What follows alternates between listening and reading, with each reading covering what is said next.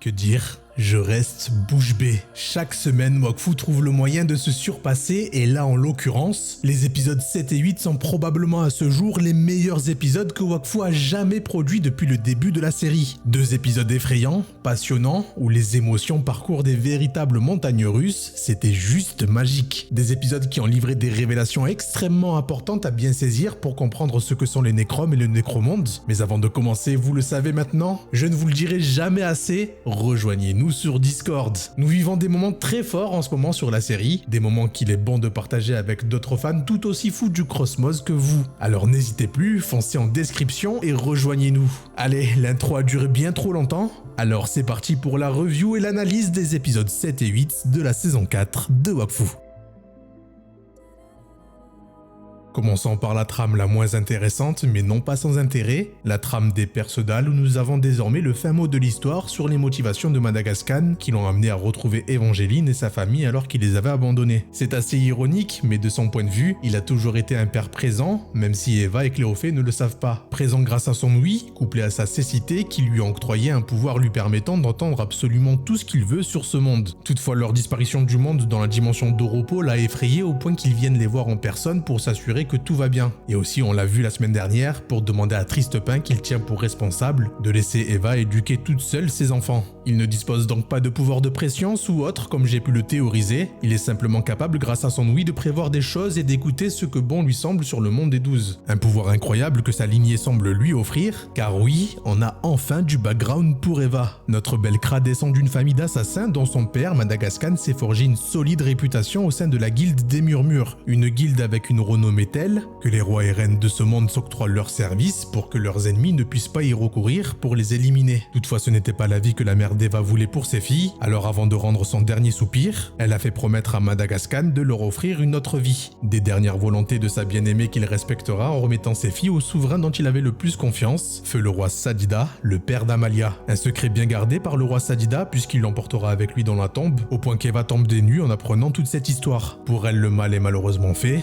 elle a été abandonnée, et étant elle-même une mère désormais, elle a que trop conscience que c'est une décision qui ne peut se réparer aussi facilement, même si on sent que quelque part, elle aurait aimé une autre issue à tout ça. C'est pourquoi elle le chassera de son foyer, mais ce qu'elle n'avait pas anticipé par contre, c'est que Flopin, lui, a vu en Madagascar, en son grand-père, l'opportunité unique de pouvoir devenir quelqu'un d'aussi incroyable que lui et ainsi ne pas avoir à rougir face à sa prestigieuse famille dans laquelle il a du mal à s'y retrouver. Il laissera une lettre sur le lit de sa sœur, la connaissant décidément par cœur, dans lequel il se livre totalement à sa mère. Eva qui montre ses facettes de mère qui, je dois l'avouer, m'ont touché, une mère qui voit son fils déjà comme quelqu'un d'exceptionnel, mais qui comprend son désir d'indépendance, son désir de se prouver qu'il peut devenir quelqu'un d'incroyable. Un véritable Persodal digne de ce nom, et pour ça, il ne recourira pas à l'assassinat, ce qui n'est pas pour déplaire à son grand-père qui, j'imagine, aurait eu du mal à lui enseigner ce qu'il sait si c'était dans ce but, vu qu'il semble avoir tiré un trait sur l'assassinat depuis la mort de sa femme. J'aime énormément l'évolution de ce personnage et je ne peux être que ravi des choix qu'il a pris, mais du coup, mis à part s'il y a une ellipse vers la fin de la saison, donc à savoir dès la semaine prochaine, je ne vois pas comment on pourrait voir les résultats de son entraînement avec son grand-père. En attendant, Tristepin réconforte son épouse en lui rappelant que leur fils n'est pas n'importe qui, qu'il a la jugeote de sa mère après tout, chose sur laquelle je le rejoins. Par contre, lorsqu'il dit qu'il n'avait que quelques années de plus lorsqu'ils ont vécu leurs premières aventures, alors qu'en réalité ils se sont rencontrés pour la première fois dans la forêt d'Emelka à l'âge de 16 et 17 ans, soit 10 ans d'écart avec Flopin qui n'a que 6 ans, bon pipoun entre nous, heureusement qu'il a pris de la jugeote de sa mère, hein. Bref, il est temps de rentrer dans l'arc qui nous passionne tous, celui des Héliatropes et des Nécromes, et là par contre, on a eu du très lourd. Très vite, Nora nous explique qui sont les Nécromes en nous narrant sa quête à elle et Ephraim pour retrouver leur mère. De base, Nora et Ephraim étaient sur le monde des 12, très probablement au moment où l'arc des méchasmes s'est terminé, et grâce à Ephraim qui partage un lien particulier avec la grande déesse, ils étaient capables de ressentir s'ils se rapprochaient ou pas de leur mère. Malheureusement, il n'y avait aucune trace d'elle sur ce monde, c'est pourquoi ils se sont mis à voyager à travers le Crossmos, à la recherche du moindre indice sur ce fameux endroit où les dieux ont banni la grande déesse. Après une éternité de recherche, ils ont trouvé ce qu'ils décrivent comme étant le reflet décomposé du monde des 12, un endroit où la vie semble avoir été anéantie. Le Nécromonde, un monde peuplé de nécromes, Des êtres avides de Wakfu auxquels la grande déesse a été offerte en pâture pour essayer de redonner vie aux anciens fidèles des dieux. Et oui, je sais qu'après ces mots, vous vous posez des tonnes de questions. Vous inquiétez pas, vous allez tout comprendre. Le souci pour Nora et Ephraim sur ce monde dans leur plan de sauvetage avait un nom. Il s'appelait Tauros Mordal, le plus grand héros que le Nécromonde n'ait jamais connu. Le premier à avoir réuni les 6 Dofus primordiaux de ce monde, et des dires de Nora, ses intentions étaient bonnes, mais à cause du pouvoir des 6 Dofus, le monde a été totalement vidé de son Wakfu. Plus aucune faune, ni flore, ni même la moindre âme qui vive. Bon, ceci dit pour que vous compreniez et pour faire simple, le Nécromonde est en réalité le premier monde où les dieux ont rendu la vie possible et développé leur culte. Sur ce monde, il y avait comme sur le monde des 12 des Sadida, des Sram, des Sacrieurs, et bien d'autres races qui s'incarnaient en l'honneur des dieux qui ont bâti ce monde. Le problème, c'est que le Nécromonde a commencé à vivre des péripéties tout comme le vit le monde des 12 avec le chaos d'Ogrest. Pour cela, le plus grand héros de ce monde, Tauros Mordal, a réuni les 6 Dofus du Nécromonde avec des bonnes intentions, celui de sauver les siens. Malheureusement, il éradiquera toute forme de vie et je le soupçonne même d'être à l'origine des Nécromes, donnant ce funeste nom alors à cette planète, le Nécromonde. Une malédiction qui a touché toute la planète, expliquant pourquoi il y a des Nécromes Sadida, Sram et Sacrieurs. D'ailleurs, Tauros lui-même semble être un ancien fidèle du dieu Yop vu son accoutrement et son arme. Un héros qui avait des bonnes intentions mais qui causera le chaos par ses actes, ça vous rappelle personne? Forcément, Tauros rappelle énormément Hugo qui par ses bonnes intentions a voulu sauver Pipoun du combat contre Ogrest, mais ses actes ont causé la création des héliotropes, un fléau qui sera à l'origine du chaos d'Ogrest, des catastrophes de Nox, et c'est loin d'être fini, puisqu'Oropo nous l'a dit à l'épisode 1, Hugo fera encore bien pire. Tout comme Tauros qui a commis l'irréparable, Hugo semble arpenter le même chemin, et c'est à se demander si Oropo n'avait pas raison finalement de vouloir détruire les dieux. Des dieux irresponsables qui ont abandonné ce premier monde à son sort, et pire encore, ils leur ont offert la grande déesse dans l'idée de réparer leurs torts, mais au final ça a juste permis aux Nécromes de se renforcer et d'être en mesure de créer des portails qui les ont menés jusqu'au deuxième monde où ils ont semé la vie, le monde des 12. Une histoire passionnante, rejoignant légèrement ce qui nous a été raconté sur Crossmaga autrefois grâce au Necronomigor, un grimoire où il est raconté que le Nécromonde est un monde rassemblant les péchés des dieux, qui se sont alors désintéressés de ce monde au vu de comment la vie y a été saccagée par les Nécromes. Enfin revenons à l'analyse de ces épisodes où l'on comprend désormais ce que la grande déesse a voulu prévenir aux dirigeants du monde des 12. Elle a voulu prévenir le destin funeste qui arrivait au Nécromonde pour que ça ne se reproduise pas sur le monde des 12. Du coup on en conclut qu'au moment où nos héros sont arrivés dans l'Inglorium, la grande déesse venait tout juste de se faire délivrer et de s'installer dans le temple Héliatrope, développant alors son système d'Heliaculus pour contrer ce destin qui semble inéluctable.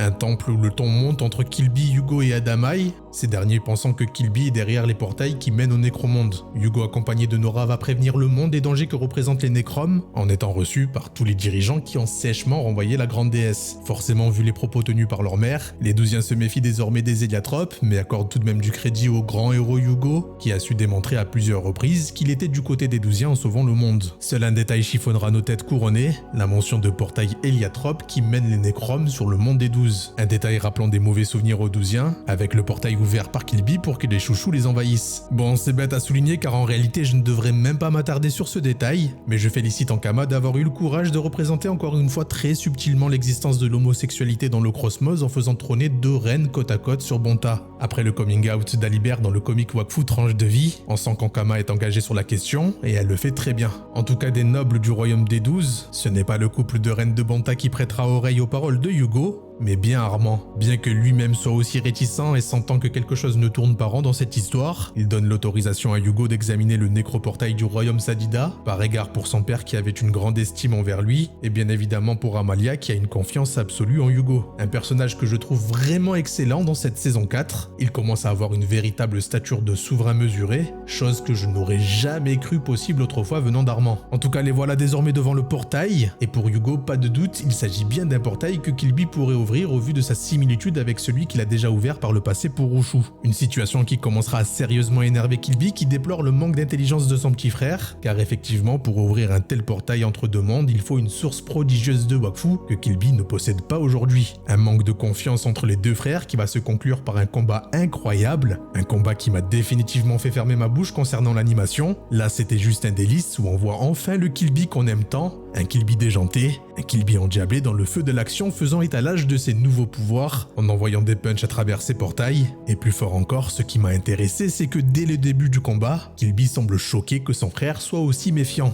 lui qui d'ordinaire est bien plus naïf et candide. Cette fois, Hugo ne veut plus être manipulé par Kilby, mais malheureusement pour Hugo, Kilby a veillé à prendre un cheveu de leur mère avant de commencer le combat, lui octroyant une puissance bien plus importante que celle de Hugo. Forcément, à cause de cet écart, Yugo va perdre le duel, mais heureusement sa mère sera là pour le revitaliser à travers un baiser. Elle tentera même d'intercéder pour Killby pour qu'il lui fasse prendre conscience que d'après elle, le cœur de Killby est pur. Chose que Yugo ne peut imaginer une seule seconde au vu de leur passif. Amalia et Joris arrivent à le raisonner pour qu'il fasse abstraction de sa haine et joignent l'expédition pour découvrir le Nécromonde à travers le nécroportail du royaume Sadida. Entre-temps, dans le Nécromonde, le vieil ennemi de Tauros, Rothalstrom, le dragon qui fournit le Wakfu au Nécrom, semble vider tout le Wakfu qu'il a pu cumuler sur le monde des 12 sur Tauros, touchant au passage le château derrière lui qui montre alors l'allure qu'il avait autrefois quand le monde était vivant. Rothalstrom, qui a de grandes chances d'être un dragon de ce monde avec lequel il s'est battu par le passé pour avoir le contrôle de son Dofus. Des Dofus bien sombres qui ont l'allure de Dofus stasifiés, et je me demande bien si un lien avec le grand dragon est toujours imaginable, bien qu'au moment où je vous parle, rien ne nous laisse imaginer la possibilité qu'il soit intégré à l'histoire. Mais qui sait, on a été surpris tellement de fois qu'il n'est pas improbable que ces Dofus puissent être la conséquence de la jalousie des dieux envers la grande déesse, qui aurait alors manipulé le grand dragon pour leur donner 6 Dofus aussi extraordinaires, des Dofus qui se sont révélés totalement maléfiques sans le Wakfu de la grande déesse pour que ces derniers puissent avoir une osmose. Quoi qu'il en soit, nos héros finissent par arriver dans le Nécromonde, et Amalia ne démentira pas ce que je vous ai dit sur ce monde, elle ne perçoit absolument plus rien de vivant ou presque. C'est alors qu'on assiste à l'entrée en scène la plus maléfique, la plus incroyable de toute la série. Le doublage, l'ambiance, l'animation, les décors, les dessins, la concorde est parfaite pour introduire l'antagoniste le plus maléfique de la série. Certes, c'est un ancien héros qui souhaite offrir du Wakfu aux siens, mais il n'a aucune pitié, aucun état d'âme à détruire les autres pour ses intérêts. Sa force est sans équivalent avec tout ce qu'on a pu voir jusqu'à maintenant.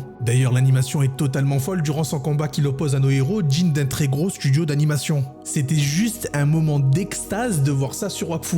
Jamais je n'aurais cru Ankama capable de nous livrer un tel bijou. Dans ce moment de panique, Nora encore une fois semble avoir des troubles psychiques. Elle voit son frère nécromisé alors qu'il n'est pas là. Il est sur le monde des 12. Ephraim a dû d'ailleurs très probablement donner l'information à Tauros lorsqu'ils sont arrivés sur le monde, vu que son lien avec Nora lui permet de voir et vivre ce qu'elle vit. D'où la séquence au début de l'épisode 4, où Ephraim lui dit de ne pas trop s'attacher à son frère, voyant qu'elle ne pouvait s'empêcher d'être heureuse d'avoir retrouvé son petit frère. Un lien entre les deux qui risque de leur causer des problèmes à l'avenir. Un piège donc qui se referme sur eux, car désormais nous avons la réponse. C'est Tauros Mordal qui est le créateur de ces nécroportails, et non pas un héliatrope comme Nora ou Killby comme nous le pensions. Autre chose, il est intéressant de noter qu'on sait désormais pourquoi nous trouvions tous qu'Adamai était vraiment pas fort pour un être disposant des 6 Dofus. Il se bride volontairement, connaissant le danger de l'activation des Dofus. Une information qui nous explique pourquoi il a eu tant de mal à briser la barrière de stasis des Nécromes, et qui redonne la sagesse et la mesure à ce personnage qui avait perdu beaucoup de valeur à mes yeux après les épisodes de la semaine dernière. Désormais je comprends bien Adamai, et ça semble être quelque chose qui ne laisse pas Tauros indifférent, car lui n'a pas eu cette sagesse par le passé. Ça ne l'empêchera pas de l'atomiser comme un vulgaire insecte avec une magie très forte. Outre ses rayons de stasis qu'il sort de ses yeux et son épée de stasis, il est capable de créer des structures de stasis dans les airs et ainsi atteindre Adamai même s'il n'a pas la capacité de voler. Dans ce combat face à Tauros, celui qui m'a vraiment impressionné parmi tous nos héros, c'est Joris, par sa rapidité et sa capacité d'analyse totalement folle. Il va vite découvrir les points faibles de Tauros, qui sont bien évidemment ses Dofus, mais bon, connaître les points faibles de quelqu'un ne veut pas dire l'avoir vaincu, loin de là. Tauros est même totalement imprenable. C'est un monstre sans aucun équivalent jusqu'à aujourd'hui, et même au Grest avec les 6 Dofus, je ne suis pas sûr qu'il puisse venir à bout de Tauros. C'est dire, Adamai sera contraint carrément de céder ses Dofus à Killby pour qu'il puisse créer un portail pour les sortir de ce guêpier. Killby disposant alors des 6 Dofus va récupérer son bras de Wakfu et par la même occasion une toute nouvelle apparence. Il va alors se déchaîner sur Tauros, tout heureux de retrouver la puissance qu'il avait autrefois avec l'Héliacube, oubliant même que le Wakfu régénère les Nécromes. Il se fera sermonner de quoi le ramener sur Terre et abandonnera ce combat pour ouvrir un énorme portail pour s'enfuir du Nécromonde. Malheureusement, alors même qu'ils étaient dans le portail, je vous l'avais prédit, Yugo se fait attraper par Tauros qui le ramène dans le Nécromonde, et la phrase qu'il prononce est terrible. Un mal nécessaire pour Yugo qui va peut-être recourir aux héliotropes qui se terrent dans son subconscient, des héliotropes dont il a toujours pas ingéré ni l'essence vitale ni rien du tout, mais qui vont peut-être avoir de la peine pour leur père, et ainsi lui prêter main forte pour qu'il puisse échapper à Tauros Mordal, héros et seigneur du Nécromonde. Voilà les amis pour cette review analyse des épisodes 7 et 8, une analyse que j'ai poussée bien plus que d'ordinaire pour satisfaire les 2-3 qui voulaient davantage de croquants à se mettre sous la dent. J'espère que ça vous plaira. Si c'est le cas, n'hésitez pas à me le dire en commentaire. Je suis preneur de tous vos avis tant qu'ils sont constructifs. Allez, il est temps pour moi de me reposer. C'était Zaki pour vous servir. Ciao.